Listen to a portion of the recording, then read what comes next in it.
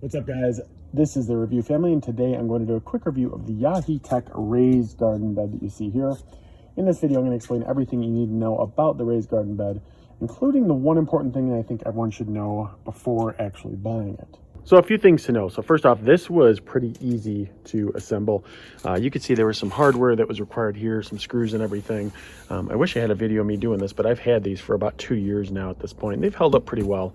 But I'd say in total, it probably took, I'd say maybe 20 to 30 minutes each of these. And I actually have 3 of them. So there's number 2 and number 3. I also want to note this right here, not included. This was something that I added to it to give it a little bit of shade. We're in Nevada, so it gets pretty sunny. So those are not included, but just the garden bed itself was pretty easy to assemble. Other things to know, this is just natural solid wood. So they don't have any stain or paint or anything like that. No weird smells. It's just natural solid wood. It's pretty simple. In terms of the stability of the structure, it's stable. I'm kind of yanking on it right now. You can see it not moving a whole lot. So it's a rectangle structure, very, very strong. It's about 30 inches off the ground for height. So I'm about 5'10", so I have to bend over just slightly to do what I have to do inside of here. And generally it's really nice. I really wanted a raised garden bed so I wouldn't have to be on my knees and stuff all the time. So this really fit the bill for that, and I really appreciate that. And then lastly, one thing I really like here, so I'm gonna try to get down here and get it. So it actually has drainage in each of these. So you can see those holes there right in the middle.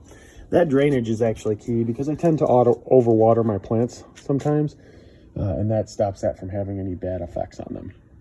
So before I get into the really important thing that I think everyone should know, I just want to mention a few quick questions that I saw. So how much soil here is needed to fill? This was 2 larger bags that I used, and that actually was a little bit of an overfill. So about 2 large bags will be a little overfill, but I think that's enough.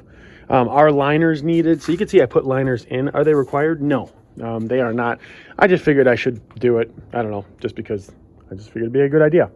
And then the last thing is the important thing to know is that the directions to assemble aren't necessarily the greatest in terms of explaining it. They're not really difficult, but I would say, it takes a little bit of extra time because the directions aren't the greatest. But overall, I think, you can obviously get the job done, and I was able to do it 3 different times.